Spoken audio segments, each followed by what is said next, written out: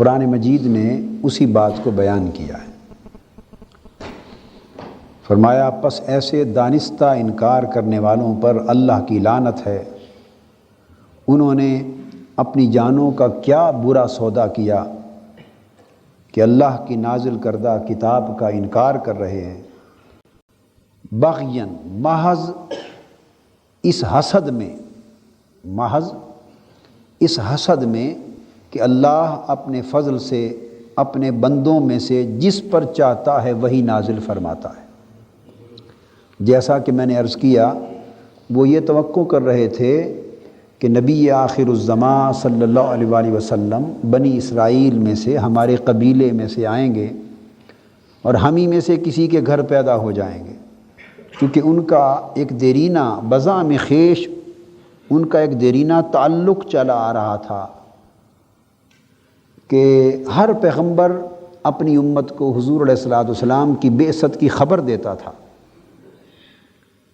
اور یہ عمل آدم علیہ السلام سے شروع ہو گیا تھا، عیسیٰ علیہ السلام تک جاری رہا، اور عیسیٰ علیہ السلام کا ذکر تو قرآن مجید میں آیا ہے کہ آپ نے فرمایا مبشرم برسول یاتی من بعد اسمہ احمد، میں تو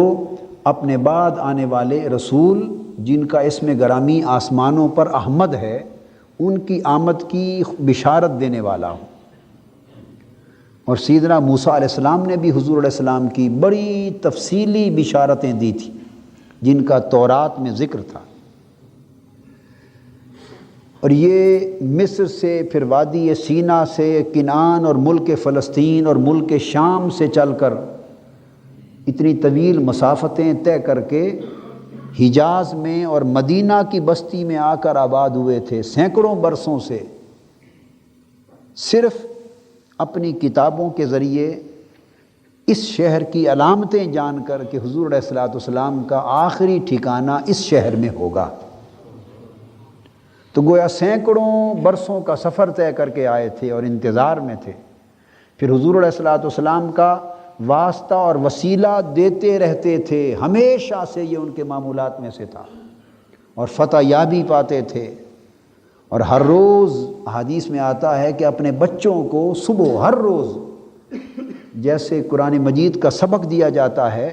تورات میں سے حضور علیہ السلام کی آمد اور بعثت سے متعلقہ آیتیں پڑھ پڑھ کے سناتے اور وہ حصص یاد کرواتے تھے۔ یعنی اتنا شدت سے انتظار تھا اور اتنا ذہنی اور قلبی تعلق تھا۔ تو جب حضور علیہ السلام کو گویا اتنا مانتے تھے، بعثت سے پہلے اس قدر مانتے تھے، تو جب حضور علیہ السلام کی بعثت ان کے قبیلے میں سے نہ ہوئی، دوسری نسل بنی اسماعیل میں سے ہو گئی، اب یہاں بغیاً ان ینزل اللہ من فضلہ علی من یشاء من عبادہ،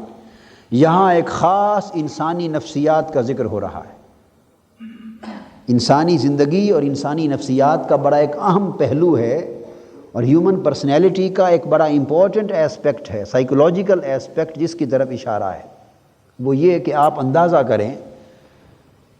کہ یہ کسی عام انسان کو ماننے کی بات نہیں ہے، رسول کو ماننے کی بات، اور رسول بھی عام رسولوں میں سے کوئی نہیں بلکہ خاتم الرسول ہیں اور پیغمبر آخر الزمان ہیں، اور وہ رسول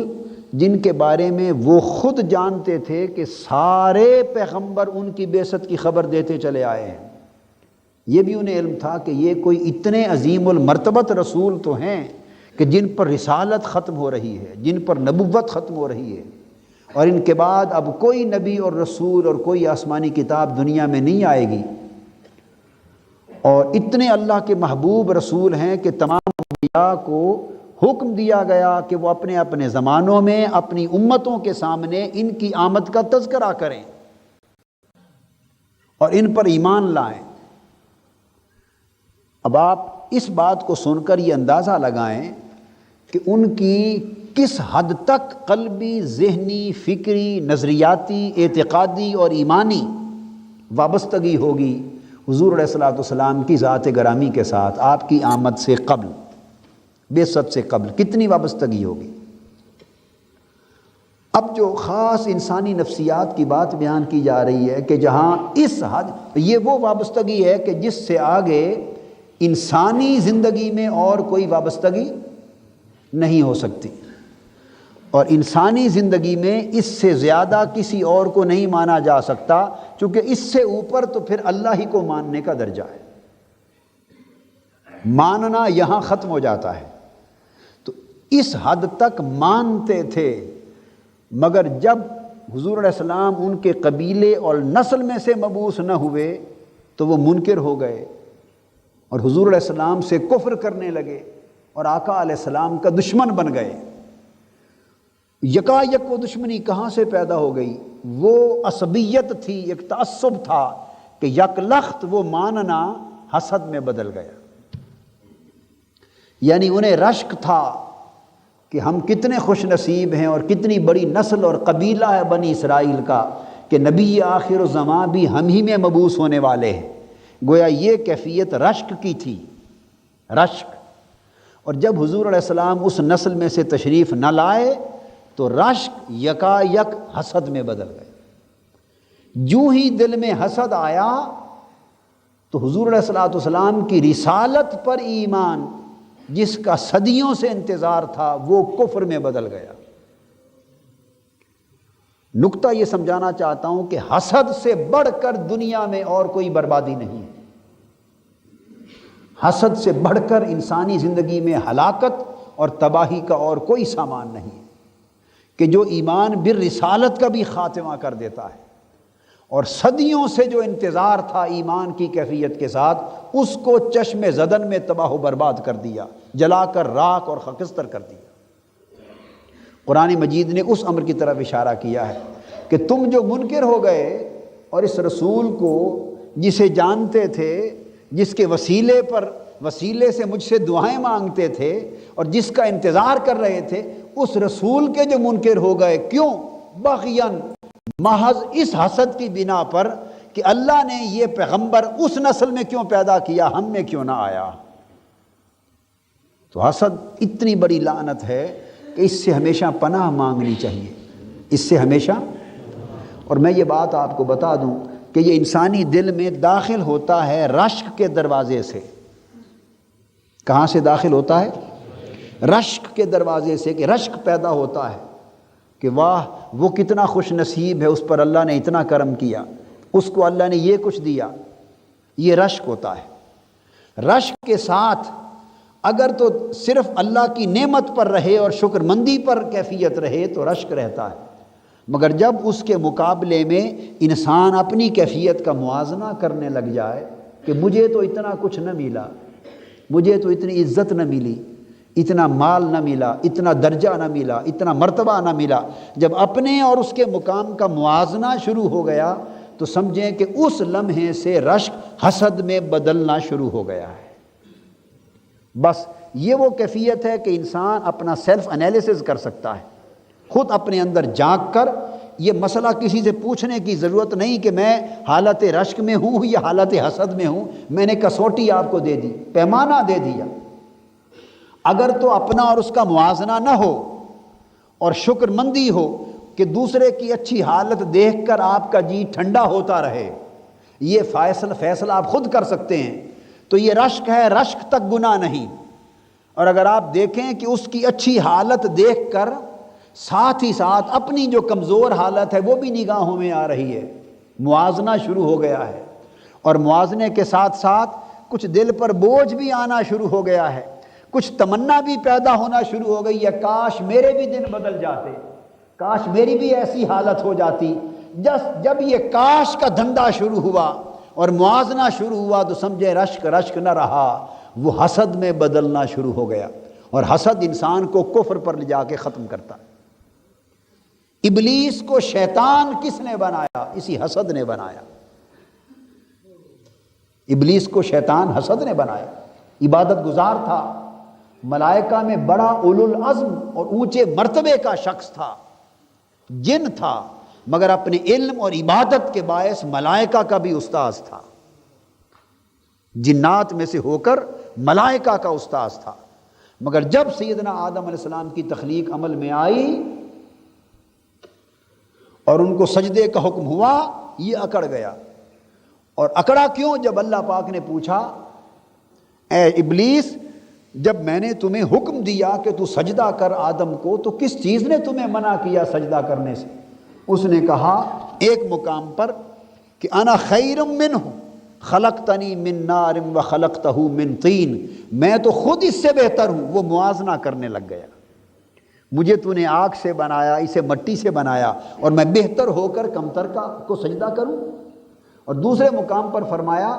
کہ میری آنکھوں کے سامنے اسے بشر بنایا گیا تو میں اس بشر کو سجدہ کروں؟ بس یوں ہی اس نے اپنی حالت کو مقام رسالت کے ساتھ موازنہ کرنا شروع کیا، یہاں حسد کی آگ میں جل گیا۔ اور شیطان کا ایک معنی بھی یہ ہے حسد کی آگ میں جلنے والا۔ تو اللہ پاک نے فرمایا فخرج منہا فإنک رجیم،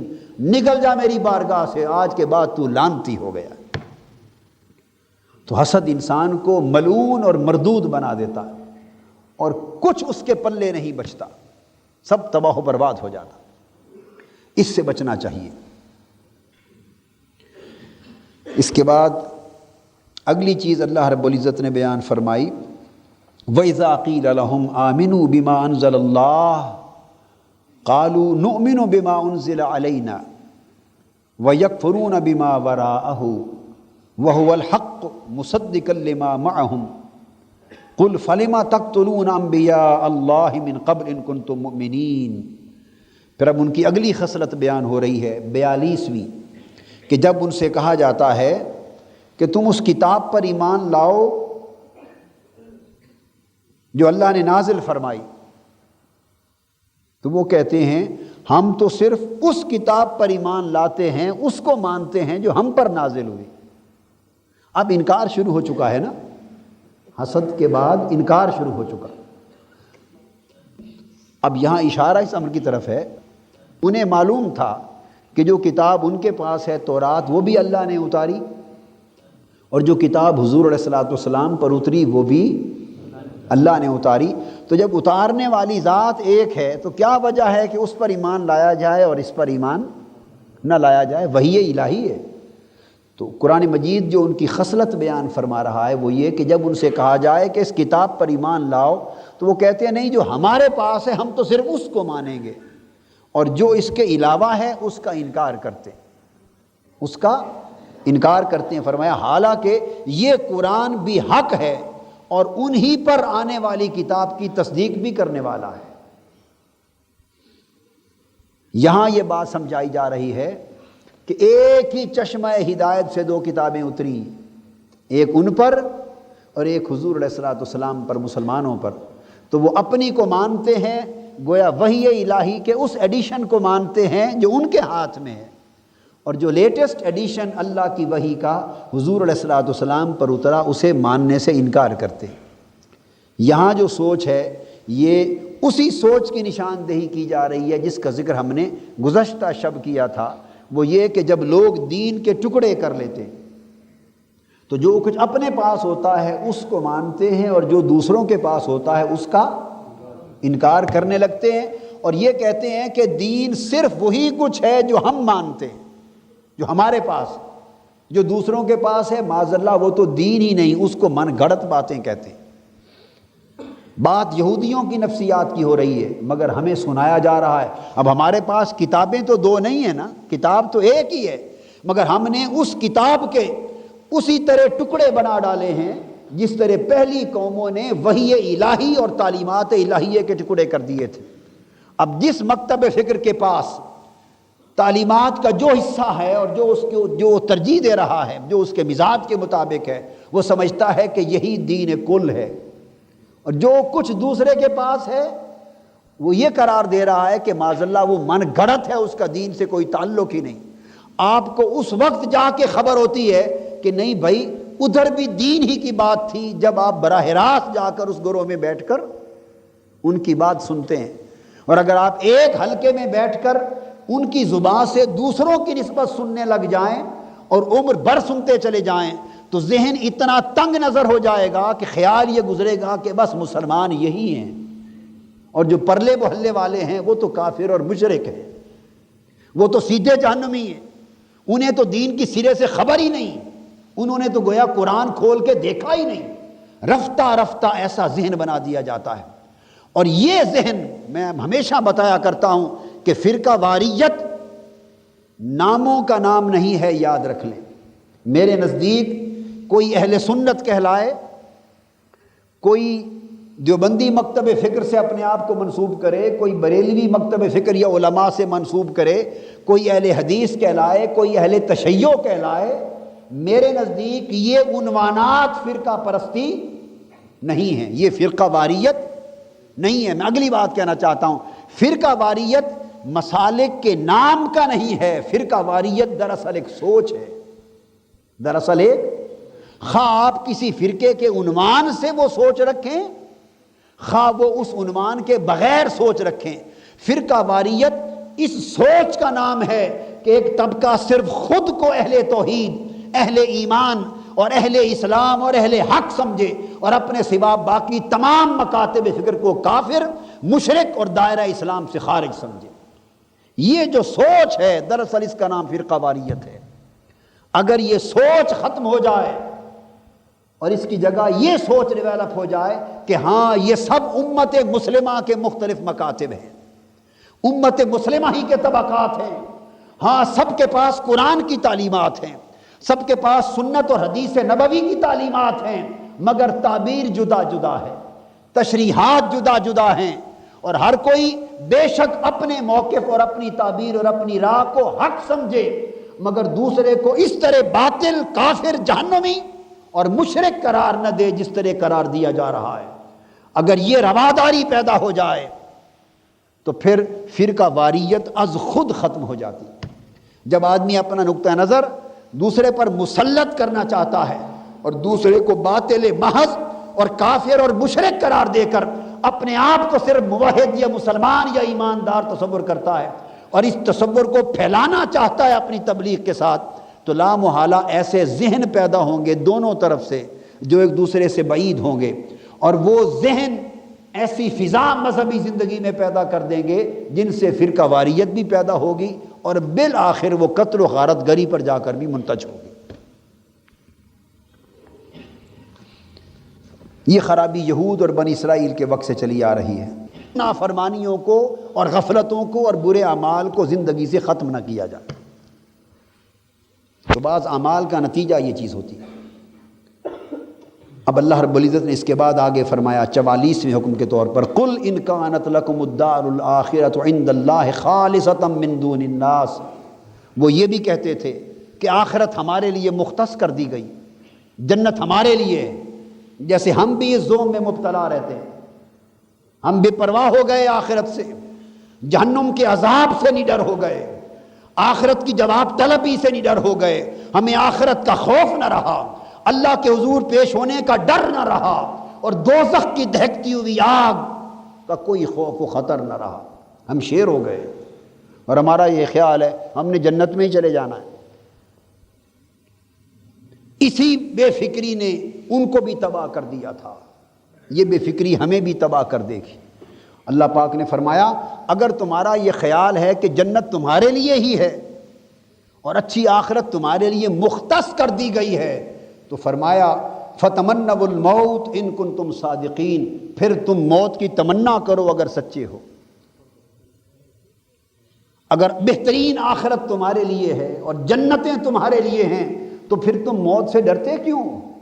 پھر تو آخرت اس دنیا سے بہر صورت بہتر ہوگی، پھر اگر تم سچے ہو اس خیال میں تو موت کی تمنا کرو۔ اللہ پاک نے فرمایا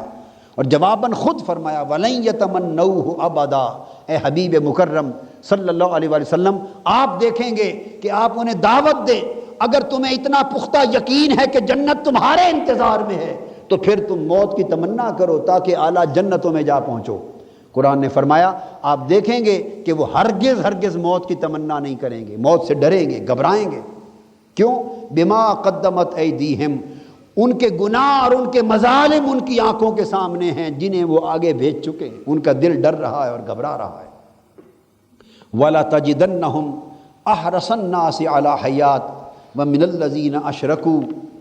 يَوَدُّ أَحَدُهُمْ لَوْ يُعَمَّرُ أَلْفَ سَنَةٍ، اللہ پاک نے فرمایا آپ انہیں یقیناً سب لوگوں سے زیادہ جینے کی ہوس میں مبتلا پائیں گے۔ یہ بھی یہودیوں کی آرزو تھی۔ آپ دیکھتے چلے آئیں ہم کتنا مختلف ہیں۔ اگر یہودیوں کی خرابیوں کو ایک آئینہ بنا لیا جائے اور بنی اسرائیل کی پوری داستان حیات، ان کی نافرمانیوں اور سرکشیوں کی پوری داستان ایک طرف ایک چارٹ کی صورت میں سامنے ہو، اور ادھر ہم اپنے احوال حیات کا اس کے سامنے رکھ کر موازنہ کریں، تو شاید ہمیں اپنی حالت ان سے بھی بدتر دکھائی دے، مختلف نظر نہ آئے۔ قرآن مجید نے کہا آپ دیکھیں گے کہ وہ سب لوگوں سے زیادہ اس دنیا میں طویل زندگی کی ہوس میں مبتلا ہے۔ وہ چاہتے ہیں کہ مشرکوں سے بھی زیادہ ان کی ہوس زندگی ہے، اور وہ چاہتے ہیں کاش، ان میں سے ہر شخص چاہتا ہے کاش اسے 1000 برس عمر مل جائے، موت اس کے قریب ہی نہ آئے، 1000 برس عمر مل جائے۔ اور فرمایا اگر اسے اتنی طویل عمر مل بھی جائے تو بھی وہ اسے عذاب سے بچانے والی نہیں ہو سکتی۔ اللہ ان کے اعمال کو خوب دیکھ رہا ہے کہ اللہ کے بندوں کی اور ان کے ایمان کی علامت یہ ہے کہ اللہ کے بندے موت سے محبت کرتے، مرنے سے محبت کرتے، اس لیے کہ انہیں یقین ہوتا ہے اللہ کی بندگی میں زندگی بسر کرنے کا کہ موت کے بعد جو زندگی شروع ہونے والی ہے وہ اس زندگی سے بہر صورت بہتر ہوگی۔ یہ دنیا مومن کا قید خانہ ہے۔ علامہ اقبال نے کہا کون کہتا ہے کہ مومن مر گئے، قید سے چھوٹے وہ اپنے گھر گئے۔ الدنیا سجن المؤمن، دنیا مومن کا قید خانہ ہے، اس لیے کہ وہ اپنے محبوب حقیقی سے دور، وہ اپنے وطن اصلی سے دور، وہ اعلیٰ جنتوں سے دور، وہ نعمت بڑے اعلیٰ مقامات سے دور، وہ اللہ کی قربتوں سے دور، اس کی قربت کے چشموں سے دور، اس کی نعمتوں کی لذت اور راحت بری زندگی سے دور، اس مادی دنیا میں دوری میں زندگی کے دن بسر کر رہا ہے، اور ہر وقت اس کی روح جو عالم ارواح سے کٹ گئی، جو مالا اعلیٰ سے کٹ گئی، جو قربت الہیہ کی لذتوں سے کٹ گئی، اس کی روح تو اس پرندے کی طرح ہر وقت پھڑ پھڑاتی رہتی ہے جس کے پر بھی کاٹے گئے ہوں، جسے پنجرے میں بند کر دیا گیا ہو۔ وہ پنجرہ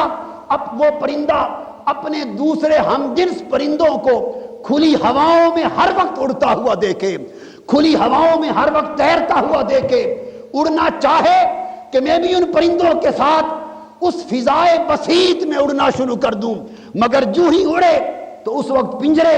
پنجرہ اس کی پرواز میں رکاوٹ بن جائے اور پھڑ پھڑا کے وہیں رہ جائے۔ اس پرندے کی بے بسی کی کیفیت کا اندازہ کرو جس کی آنکھوں کے سامنے ادھر فضائے بسیط ہے، اڑتے ہوئے لاکھوں پرندے ہیں، وہ اڑ کر ان سے مل جانا چاہتا ہے، مگر پنجرہ وہ قفس اس کو اڑنے نہیں دیتا۔ لوگوں بس ہماری روح اس مالا اعلیٰ کے پرندے کی طرح ہے، اس عالم ارواح کے روحانی جبروتی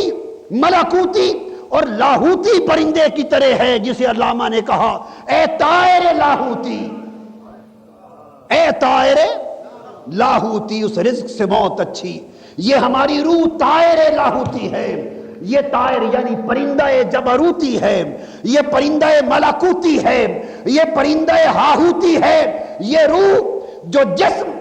نفس اور مادی قفس عنصری کے اندر پر کاٹ کر بند کر دیا گیا، یہ پرندہ اس دنیا کا پرندہ نہ تھا، یہ عالم ملکوت کا پرندہ تھا، یہ عالم جبروت کا پرندہ تھا، یہ عالم لاہوت کا پرندہ تھا۔ یہ روح بے شک ہے تو اس قفس عنصری کے پنجرے میں بند، مگر اس کی نگاہ بند نہیں، ہمیں تو نظر کچھ نہیں آتا، مگر روح تو صبح و شام مالا اعلیٰ کو تک رہی ہے، روح ملائکہ کی پروازوں کو دیکھ رہی ہے، روح نفوس قدسیہ کی پروازوں کو دیکھ رہی ہے، ہماری روح اس مالا اعلیٰ میں مقدس روحوں کو دیکھ رہی ہے، ان جنتی فضاؤں کو دیکھ رہی ہے، انوار الہیہ کا وہ جو ورود ہر وقت عرش الہی پر ہو رہا ہے، اور تجلیات الہیہ کا نزول جو ہر وقت مالا اعلیٰ میں ہو رہا ہے، اور مالا اعلیٰ کے اس نورانی سمندر میں جو روحیں تیر رہی ہیں، جو روحیں تیر رہی ہیں، ارے ان سے پوچھو، ان روحوں سے پوچھو جو ان روحوں کو دیکھ رہی ہیں، جو ان پرندوں کو دیکھ رہی ہیں ان سے پوچھو یہ قفس کیا ہے اور وہ دنیا کیا ہے، یہ پنجرا کیسا ہے اور وہ فضائے بسیط کیا ہے۔ روح اڑنا چاہتی ہے مگر جسم روک لیتا ہے، روح چاہتی ہے اے مردود پنجرے تو ٹوٹ، میں تجھ سے نکلوں اور مالا اعلیٰ کی سنگتوں میں چلی جاؤں، میں بھی ان قربتوں کی فضاؤں میں دوڑوں، میں بھی مالا اعلیٰ کی فضائے بسیط میں تیروں، مگر روح کو پر یہ پنجرا روک رہا ہے۔ اس لیے جو مومن ہے اس کی روح چاہتی ہے کہ مولا جو وقت تو نے اس پنجرے میں قید کر رکھا ہے وہ لمحے کاٹ تاکہ وطن میں جا پہنچوں، اپنے یاروں سے جا ملوں، اپنی سنگتوں سے جا ملوں، میں تیری قربتوں کے چشموں پر جا کر شراب طہور کے جام پیوں، کبھی تیرے پردے اٹھیں، کبھی تیرے جلوے کروں، کبھی تیری قربتیں ہوں، کبھی انبیاء کی مجلسیں ہوں۔ میں کہاں مارا گیا اس پردیس میں، نہ کوئی میرا جاننے والا، نہ کوئی پہچاننے والا، نہ کوئی میری درد سننے والا، نہ گریہ و زاری سننے والا، نہ کوئی میرے راز سے واقف، نہ کوئی میرے حال سے آگاہ۔ تو جو مومن کی روح ہے وہ تو جانا چاہتی ہے، اور جو کافر کی روح ہے وہ یہیں رہنا چاہتی ہے۔ اس لیے کافر، فاسق اور گناہگار دنیا سے لو لگاتا ہے چونکہ اسے آگے کچھ نظر نہیں آتا، اور مومن اللہ سے لو لگاتا ہے چونکہ اس کا تو سب کچھ وہاں پڑا ہے۔ ہائے ہائے، اس کا تو سب کچھ وہاں پڑا ہے۔